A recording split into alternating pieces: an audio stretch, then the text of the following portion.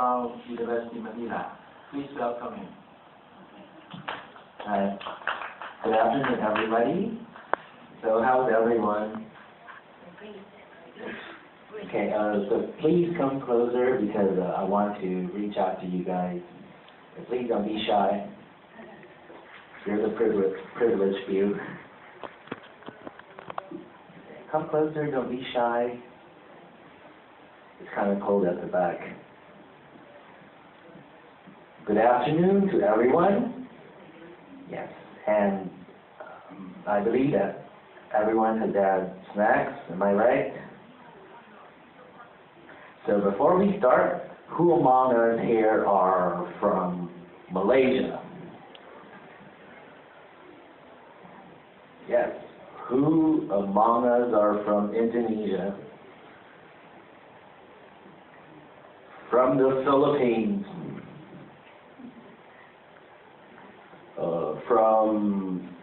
From East Asia? What about those from the Middle East?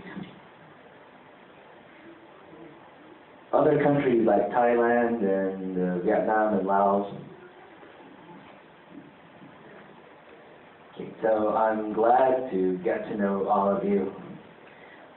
What I'm going to give for today is a workshop on dynamic personality and professional development for teachers of English in the Asian context.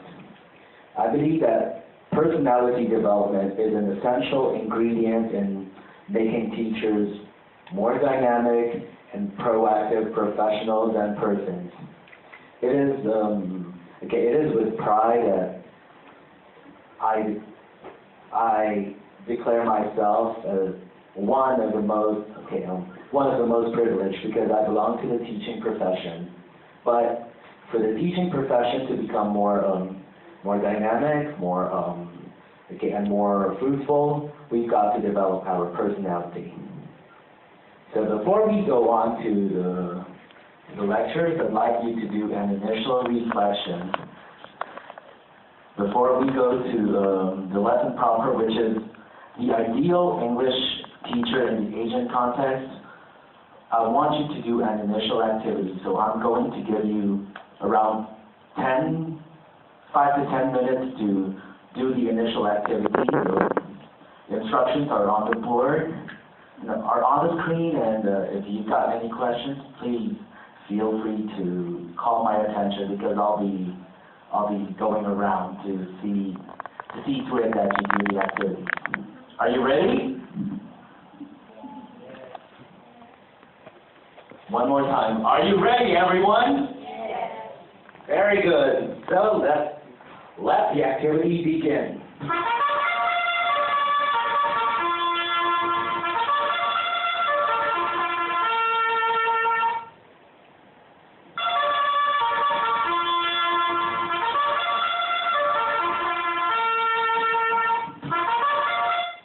Okay, so this is the activity.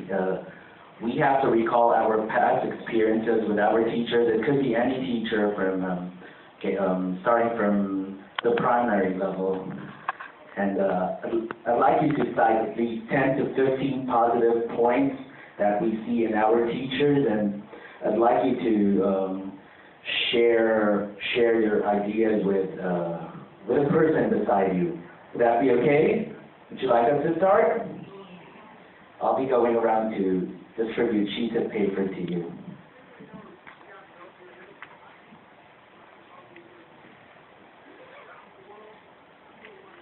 Our time starts now, so let's do it as quickly as possible.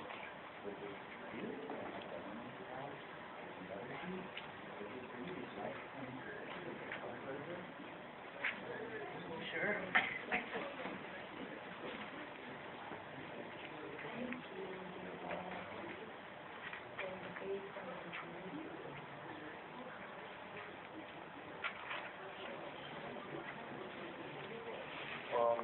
Well, we could make a list.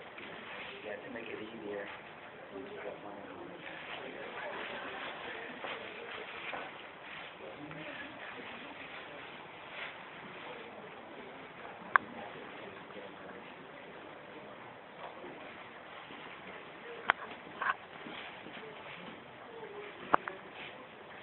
what I want you to do is after you cite the positive points you see in your favorite teachers, well, you could cite the name or names of your favorite teacher or teachers, and I want you to share them with the person beside you, and then once the activity is done, I'll go around to elicit your answers.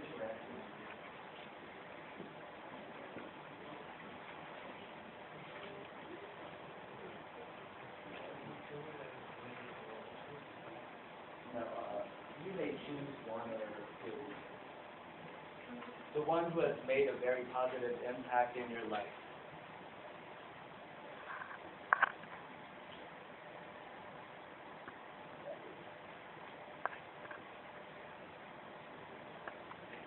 You may write them in phrases or words. Yeah.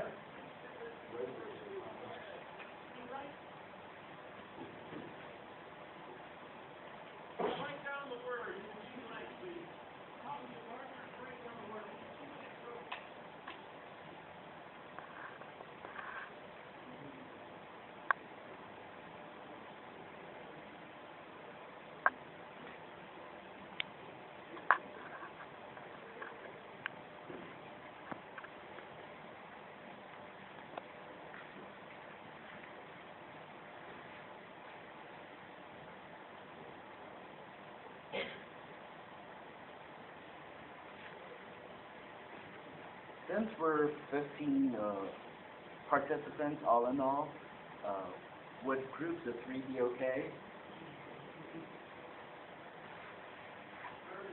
Then let's go for it.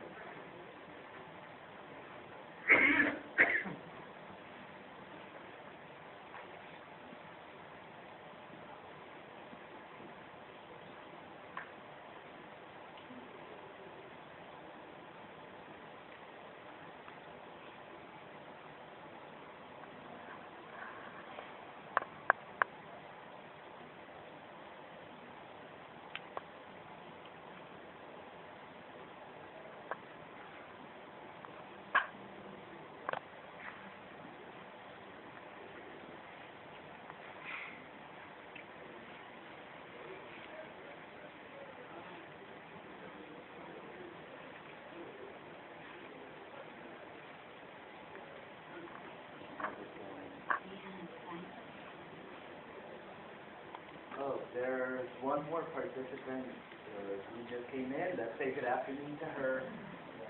You're welcome. You're welcome to this workshop. Thank you.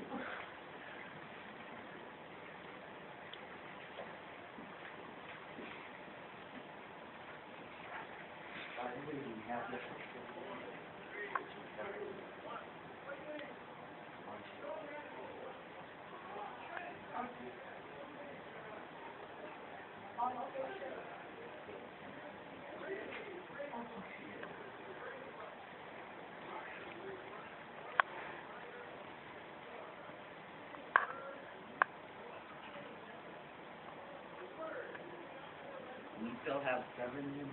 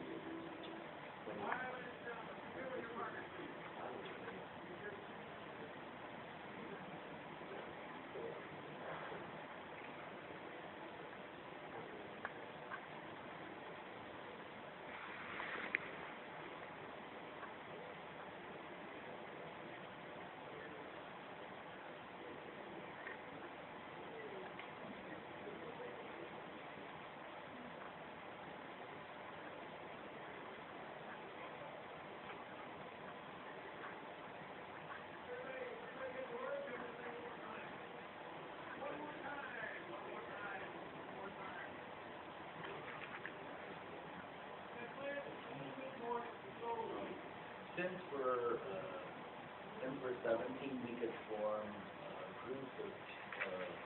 groups of 3 or even pairs.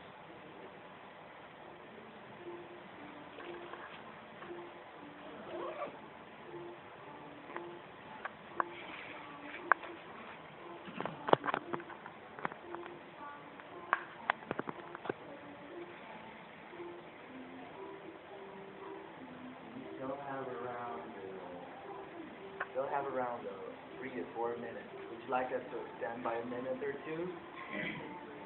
Okay, I'll extend it by 5 minutes, so that you could be able to synthesize your ideas with your chosen partner or co-member.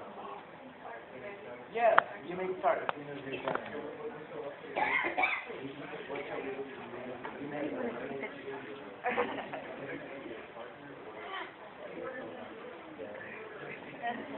Somebody.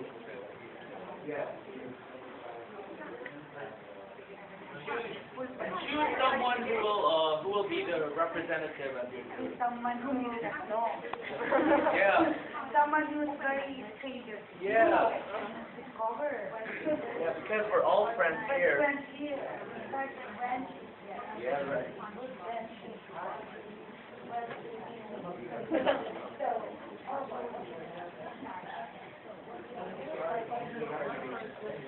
Oh, we're 16.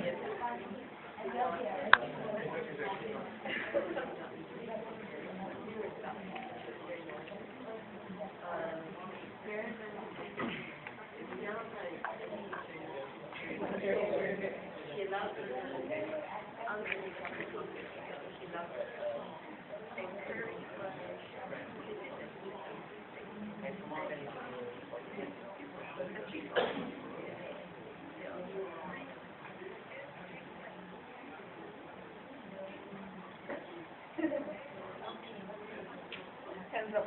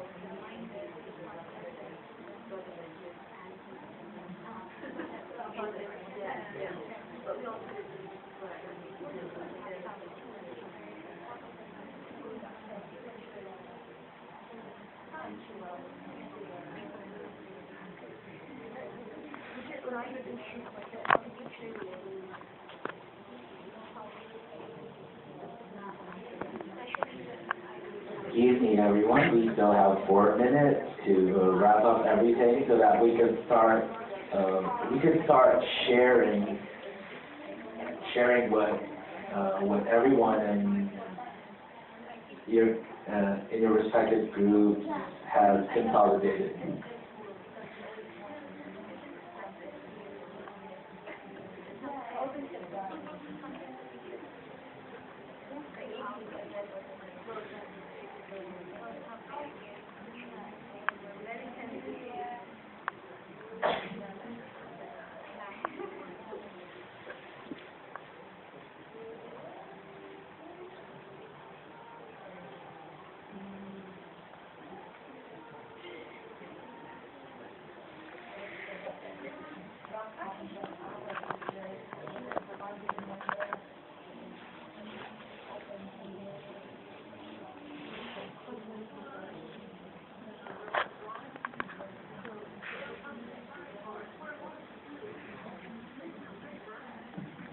We have 2 minutes more, so I hope by this time you are ready to choose a representative.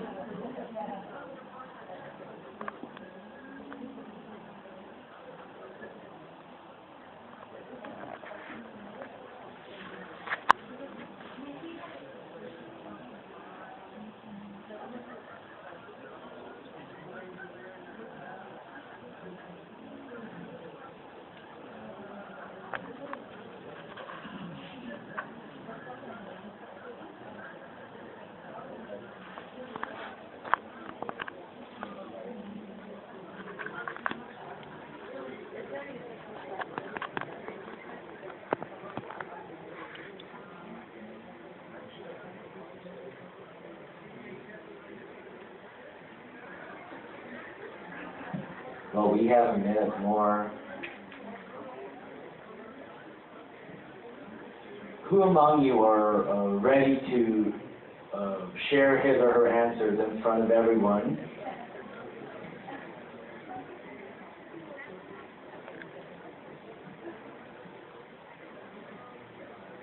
Okay, it's almost 5:25, so by this time I expect everyone to be ready. Remember, there are no right or wrong answers, only honest answers. So I hope everyone's comfortable with sharing his or her ideas.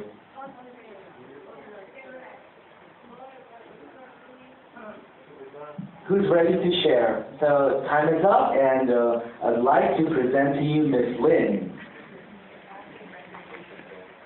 Anyway, I'm with a group of males, Joe and Manny from Malacca and Lucas. Okay, this is what we got after our sharing in our group. These are some of the positive points that we have remembered from our favorite teachers back in our elementary grades. That the teacher, we appreciate our teachers who have possessed the following: sense of humor, motherly, is knowledgeable, as a competent, open to other views, giving in terms of her time and of herself, dedicated, kind, which cuts across somebody is caring and understanding. And wrapping it up, we have agreed that we really appreciate teachers who really have a very big heart for the children. It goes beyond, we don't think teachers are really intelligent, but it would be abundant if they're intelligent. But more than that, we appreciate teachers who have a very big heart for the children. That's what I think makes teachers different from the other professions, because people learn better when they feel the love and care of the teacher. That's for our group. Very much.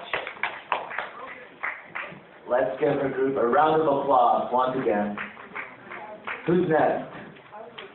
Okay, don't be shy. Okay, Miss Lee, I'm here now. Next group again.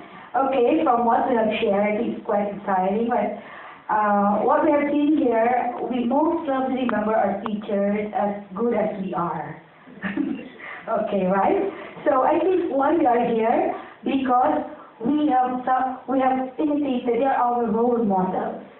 before we are here in this profession, we have wrapped up that our teachers during our preschool, high school, and tertiary, they are our source of inspiration. That's why we are here. And now, study aside, so the three of us, we have one in common. Our teachers are witty. Their sense of humor, it really takes that one. And then another, open-minded teachers. They got very, they're open to new things, to, they accept whatever the students they have. And then there are teachers who are artistic. They put grace in what they're doing. They're very confident in what they have, who they are as a teacher. And another, because of their artistry, probably this teacher is very creative. Because I remember when I was in my teacher, he's somewhat very graceful. He can dance. He can put us to be a contestant in somewhat beauty pageant in school, or it's Miss Science, Miss like that. Also, I share with them, and they also tell me that their teachers were a bit creative. And then another, say they're very caring. A teacher must put this kind of a thing, this kind of a trait, because the children will always be children. They do not want to be, pressured. I think they really we need them that kind of love that they really wanted to. And open-minded. But to wrap up, I think a real ideal teacher should be very patient and understanding. I think that's the good thing here. So most of us, we have summarized that our teachers are really patient. Never go into teaching profession if you are not that patient enough. Okay, and understanding. Thank you very much. Thank you too. Let's give her a round of applause. Who would like to represent his or her group? Are you ready? It's okay. You may come in front. Oh, I thought the mic was going to come to me. Okay. It's kind of short. Okay, my group, we've got a really diverse group. You've got Lynn from Terengganu, but she's actually working in the Miri area, right? Oh, Perak, sorry. Marani, who's from Bangladesh. Alani here, who is a colleague, but she's also from Ukraine, right? I'm Malaysia or Canadian, depending on where I am. Okay. I think we were all talking about secondary school teachers because we weren't really worrying about being caring and motherly. We were worried about knowledge. So that was one of the things we had. We had teachers who were very competent. We had teachers who were fair, who were creative, who were able to who had really good class management. We're not talking discipline, we're talking class management, and who generally were able to give a positive swing to things. So even though you might not have gotten what they exactly expected, they were okay with it, and they just took your ideas and ran with it. Did I miss anything? We have positive chaos in our classes, and I remember this particular teacher's meeting that we were talking about. We had positive chaos. Anything else?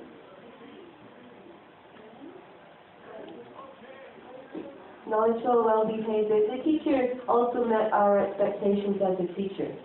So we have certain expectations, behavioral expectations, appropriate behaviors for teachers, and the teachers whom we respected also had these kinds of appropriate behaviors. So I think it's probably, as a teacher, my teacher was a she, they were all she's, right? Our teachers were modeling the appropriate behaviors that they expected from their students. I think that was an important thing for us. Okay. Yeah. Okay. Very creative, innovative. I'm getting something from my team here. Okay, thank you. Thank you very much. Let's give her a round of applause. And who would like to be the next to share his or her thoughts? Anybody?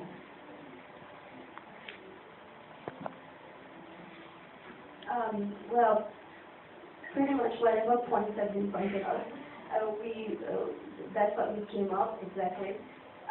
So teachers should be friendly, caring, enthusiastic with their jobs every day, helpful, willing to listen to students' opinions, give positive and helpful feedback. But one important point that we all agreed on is do not practice favoritism preference to certain schemes, and fair and just to everyone. Yeah, that's all. Thank you very much. So now we go to the lesson proper. First of all, the common traits of an ideal Asian teacher. Oh, I'm sorry about that. Thanks for telling me. Who would like to present his or her ideas on behalf of his or her group?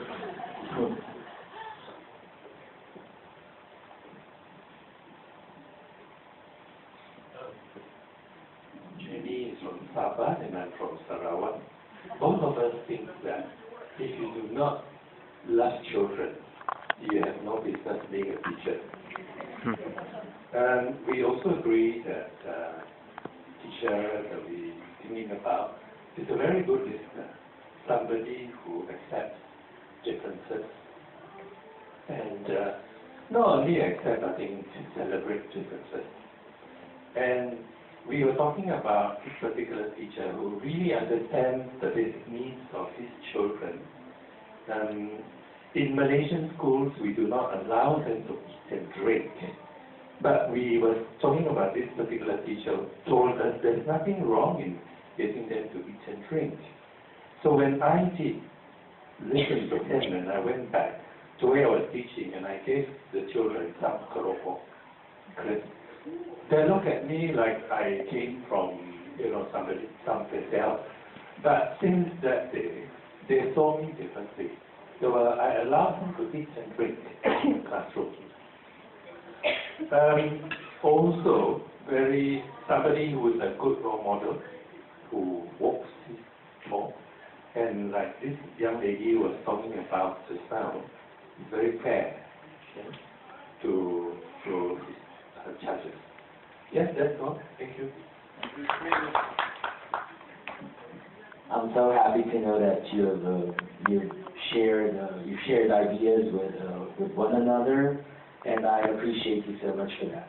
And now to the lesson proper. Okay, here are the common traits of an ideal Asian teacher. It's not limited to teachers of Asian descent, but to teachers working in Asia. They're caring, they're hardworking, compassionate, and above all, they're considerate, congenial, and accommodating. So that means they go beyond what is expected of them. They care for their students like their own children, and they see to it that their students are well-fed, well-read, and well-bred. And above all, they are collaborative and collective, because all teachers, in my observation, they work as a group. They don't work individually. That is why there is a strong need for us to work together with our fellow teachers so that we can be able to know our students' needs, and at the same time help our students solve whatever problems they have. And the virtues we learn from our teachers. First of all, one of you said that teachers must walk the talk. That is really correct, because whatever teachers show, not just in their professional lives, but in their public lives and private lives, reflects the kind of teacher and kind of person that one is, and the values, positive values that we gain from our profession, and what we gain from our personal lives, from our upbringing. They mold us into the persons we are. There may be values that change. There may be beliefs that are considered modern, but we teachers have to hold on to our values, because it's what makes us different from other people. And at the same time, not only we do transmit knowledge, but we show our students that we are paragons, even if we're not perfect. Paragons of good values and moral character, that is. And our teachers for the past help us make better decisions by way of modeling and by way of encouraging us to make mistakes, and at the same time help us learn from our mistakes instead of their criticizing of whatever mistakes we do. And for the post-lesson reflection, well, we could skip this. First of all, let's make our class a community and a family. So, who among us have students who feel that they're left behind? Let's be honest. Who among us have students who consider their classmates and even their teachers part of their family? Raise your hand if this applies to you. Who among us tends to feel guilty whenever we don't meet the needs of our students?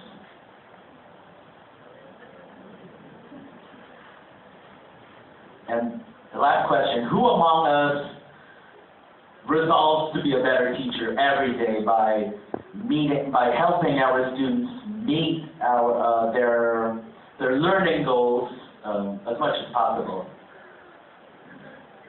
Let's give ourselves a round of applause.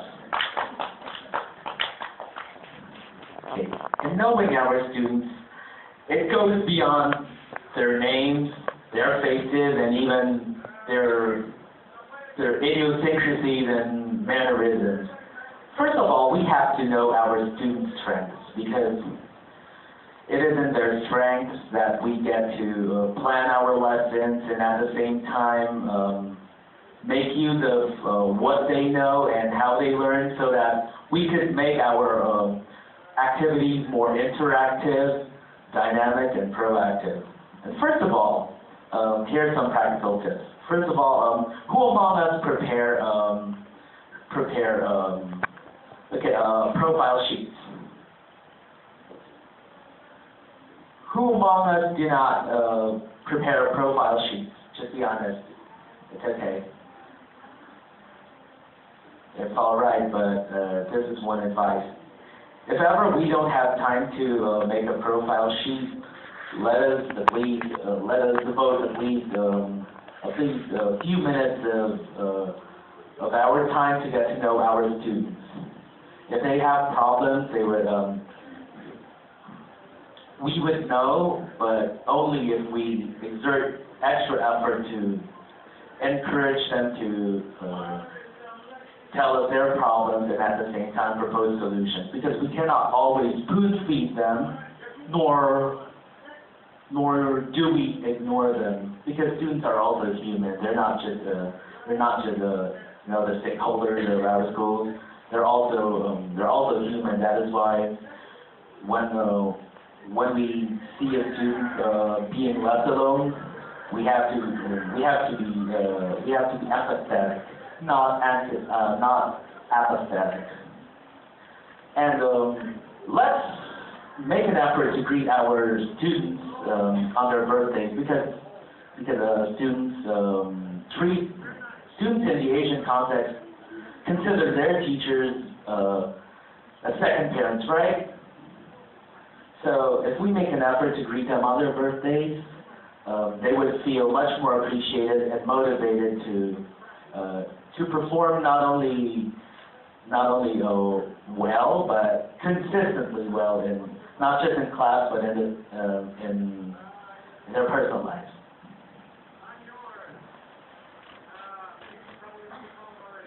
As for discipline, who among us, let's be honest, who among us enforced corporal punishment before? Who among us would resort to heart-to-heart talks?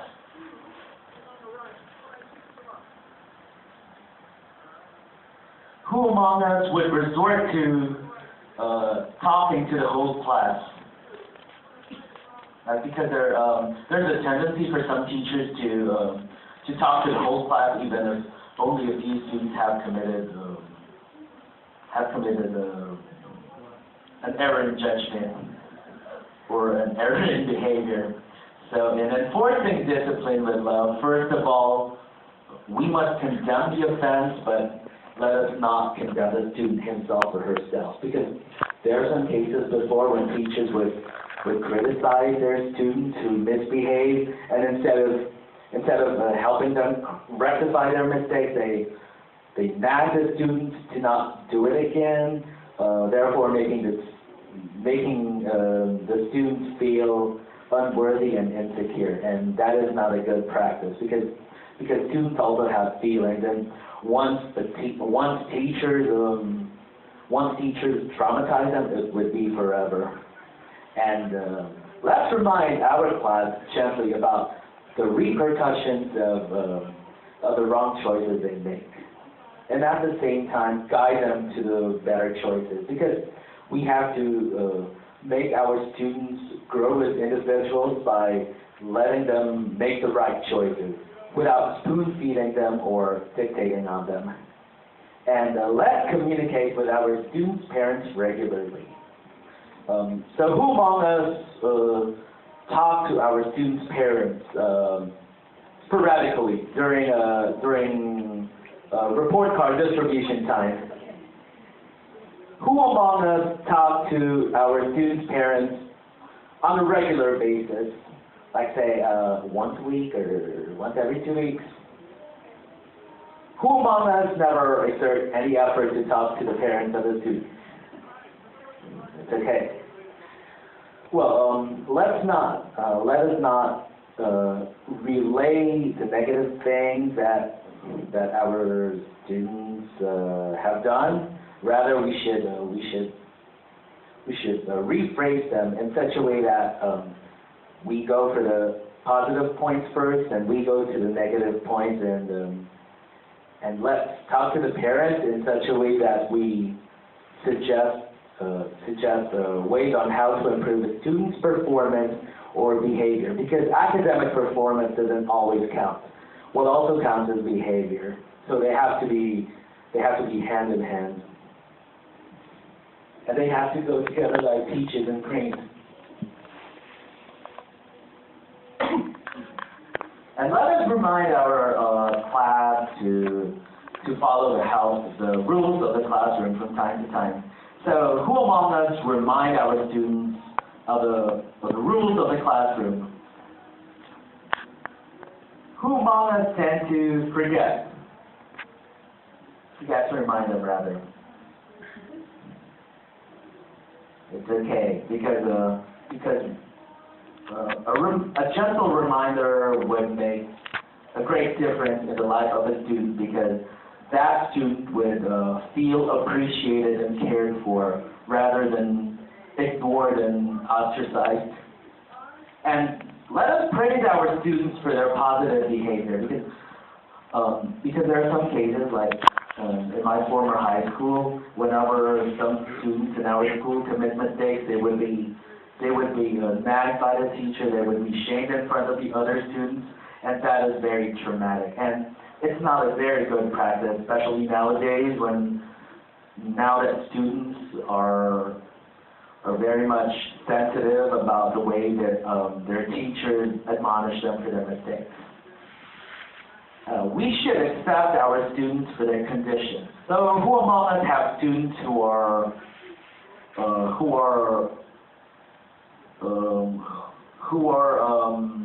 who have special needs or conditions like heart conditions, like disabilities? So how do we adjust to their conditions?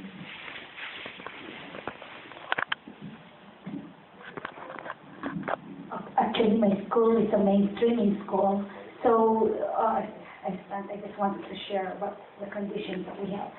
Okay, my school, I have a mainstreaming school where students are the regular and those with autism disorder and ADHD. So for me, as a director and a principal of the school, it's really very difficult to handle these pupils. It takes a lot of patience. You know, when they starting to do their behavioral patterns, their problem, so we try to be with them, meaning Okay, because these special children, they don't speak Filipino or Tagalog back in our country, so they cannot understand much the first language. So what we did, we tried to speak them the second language, because that is their language, it's just English. So what we did is that we have to understand their needs really by starting what they want, because these children, their actions, their behaviors are repetitive. They keep on repeating what their actions are. For example, if you are my pupil, okay, this is his answer. You have a quiz, and this is his answer. If he thinks that that is his answer, and that is all the way he will be answering all throughout. Very consistent. So if it's 9 o'clock, 9 o'clock, if it's time for bedtime, you don't have to give him at 10 o'clock or either 8:30, because they are very accurate. They are very their body is in their system. Their system is what you have to follow. When it comes to time, their behavior is really in their system already. So what you did, just follow who they are and what they are doing inside. So I think for us, for their condition, for one SPED teacher, special education teacher, number one for us is to instill patience with children with special needs. That is the most and the foremost thing that you have to do. Nothing at all. Understand really what they want. If they need water at 8:30, 8:30, you give them water. If they need to go out to go to the toilet, washroom at 9 o'clock, you have to bring them at 9 o'clock. Don't change anything there. It's really there. You have to, be consistent of their doing. And you have to look at them, what they really want inside that class. So you don't have to divert. So, and then when you teach, make a repetition all the time, because they will not understand in one setting only. Keep on repeating. So they will instill as well. Because special children, they don't know how to answer why and how questions. They only knew enumeration. Okay, enumerate 1 to 10, 1 to 30, what are the regions of the country, who are the presidents of the region. Don't ask any how or why questions. They could not formulate a good answers for that.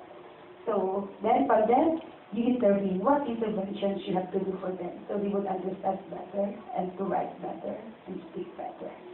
I think that's it. Thank you very much for that very practical and useful tip. Let's give Ms. Ann a round of applause. And anyone else who could share his or her experience?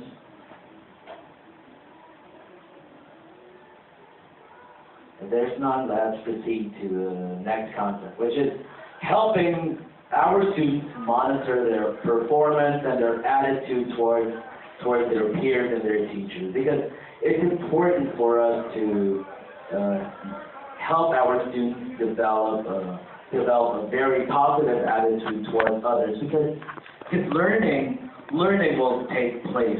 It will make a positive impact on everyone if they become more communal, more communicative towards one another, and more accepting and more loving.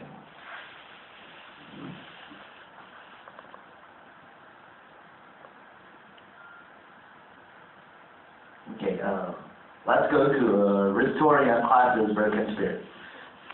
Before we go on, I'd like to pose several questions. Who among us have experienced a tragedy involving our student or our students? Well, it may be a major one or a minor one, or even a minor setback like the death of a parent, or a divorce, or an accident or an illness. Who would like to share his or her experience?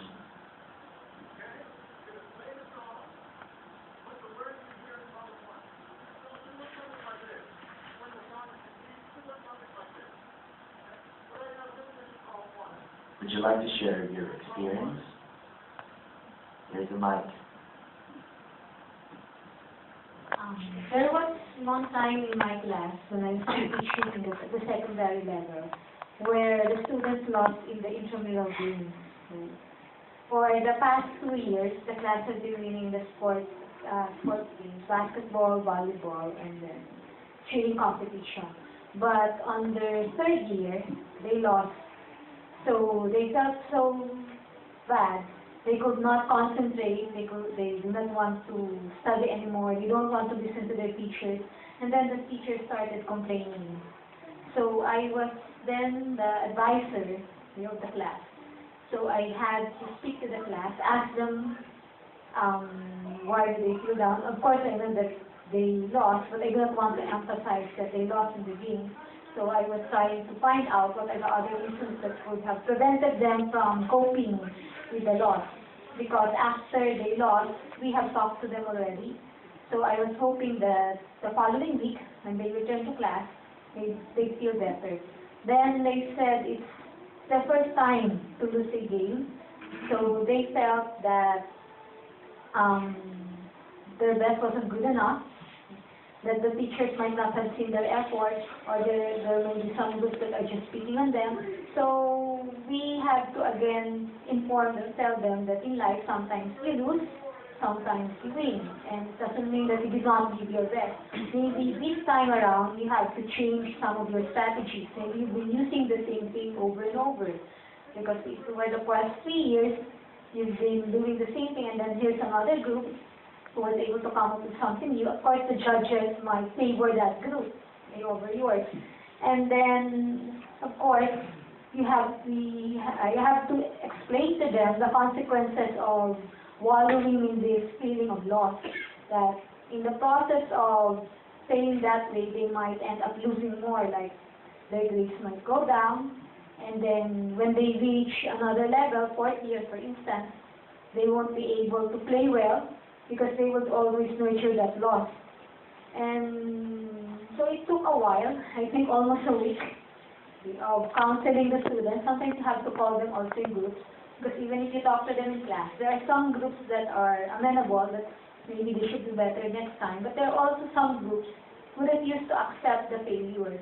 So when it comes, I think, to the emotional aspect, it takes a lot of patience on the part of the teacher. They have to communicate also with their colleagues that they have to be a bit more tolerant of the kids, because they are still in the process of understanding their feelings. So maybe if they can go a little slow with the lessons, or give them some activities that would lighten up their feelings, make them feel that maybe they can do something else, so that their minds will also be diverted, then probably you'll be able to cope. So it's not just one teacher. It also we also need to ask the help of other teachers, and we have to exert a lot of time doing the counseling work, because the students do have difficulty coping with loss. Thank you very much for that wonderful sharing. So that's right. We need to show empathy and support so that we could encourage our students to rise to the occasion and redeem themselves eventually.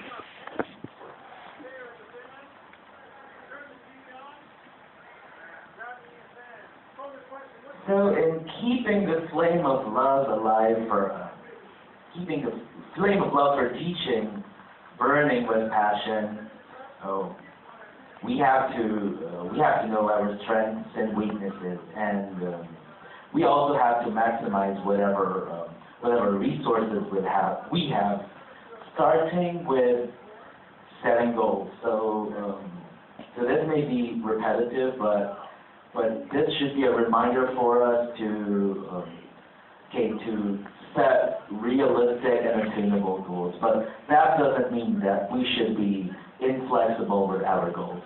In fact, flexibility is very much a part of our life. So if we have plan A, we should also have plan B, plan C, and plan D. But that doesn't mean that we have to jump from one goal to another. For instance, Okay, if you don't want plan A, you go for plan B, and then you don't want plan B, you go for plan C. Rather, it should be this way. If plan A doesn't work, let's go to plan B. But if plan B doesn't work, let's go to plan C. And if plan C works, then let's stick to it.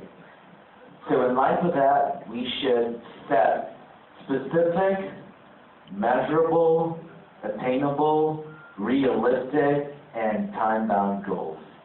And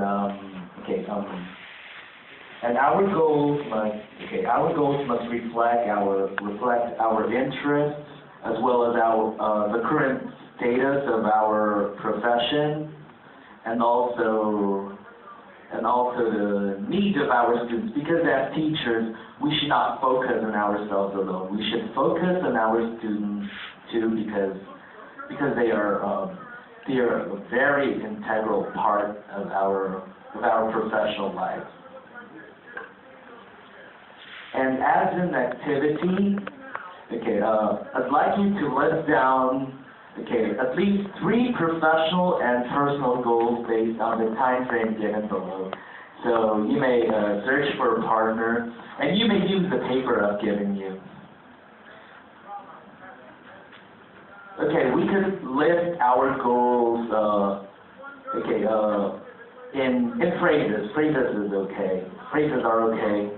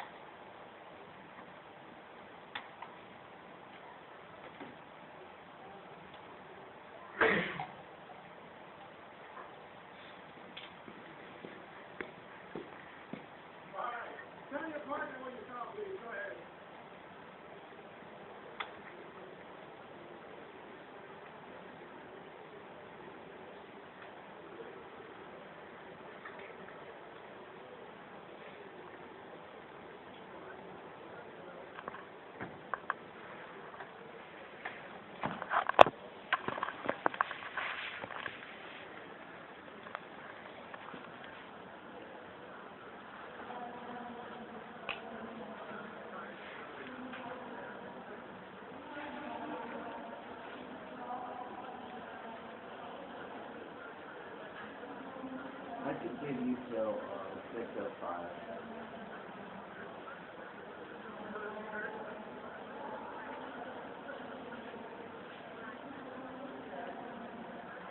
By the way, remember that those goals will serve as our guide to setting the direction for our career. But that doesn't mean that we should stick to that goal to the point of not being flexible, because there may be other opportunities that come our way.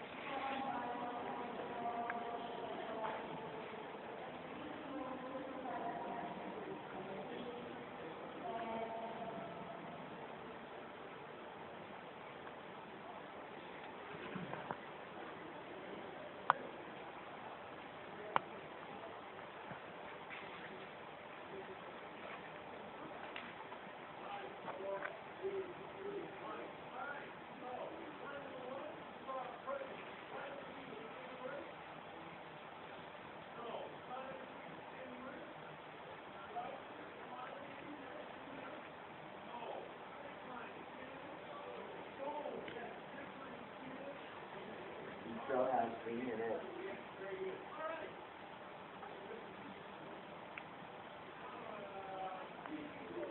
Remember, we have 3 minutes more because we're supposed to end at 6:20. In time for the cultural performance and conference dinner.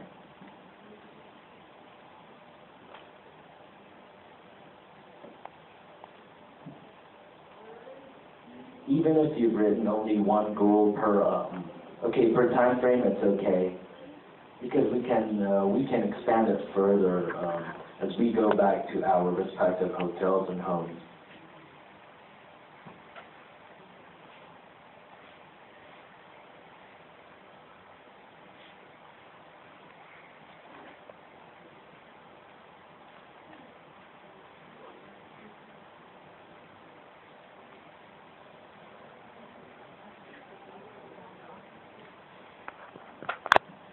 Okay, tell me, we have a minute to go before the goal setting activity ends.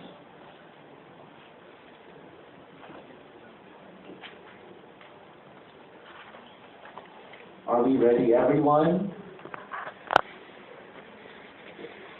If not, I could give you 2 minutes more.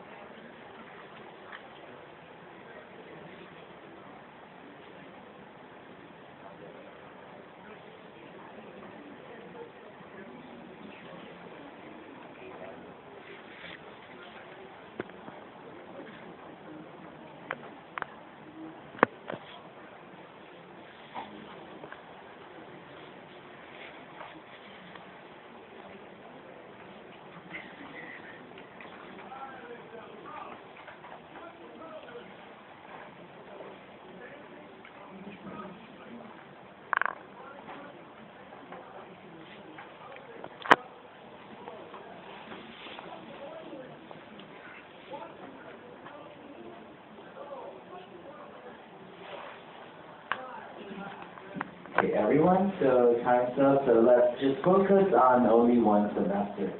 So what is your goal for one semester? I intend to do a comprehensive assessment or reflection of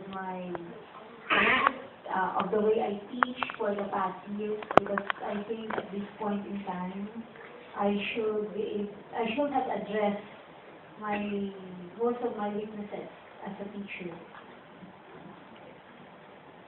Thank you very much. And would you like to share your goal for one semester?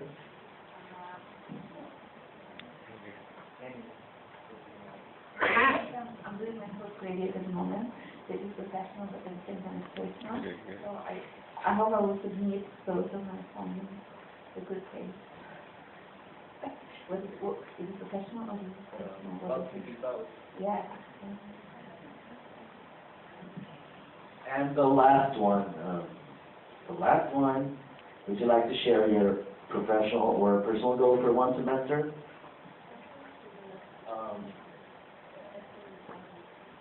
You may come closer because the wire's kind of short.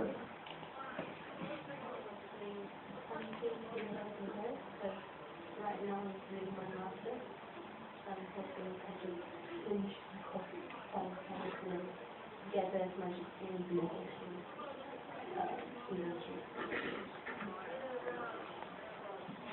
Thank you very much for your answers. And now we go on to managing stress and distress. First of all, stress is caused by the pressures of the teaching profession. For instance, the making of the tabulation and computation of grades, the preparation of lesson plans, and also the management of the entire class. Because of these pressures, sometimes we tend to fail to realize that we have to not only manage our time but learn how to take a break from teaching, even for just 2 days or so during the weekends. But the tendency for us is even on weekends we do our lesson planning, and we also go to our respective institutions in which we study for an MA or a PhD.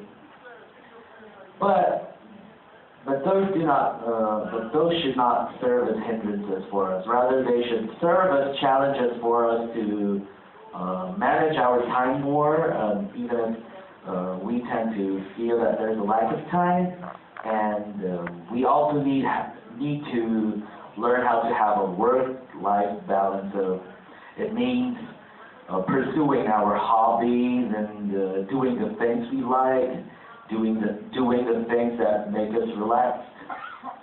So it's very important for us to have time for ourselves, because if we don't,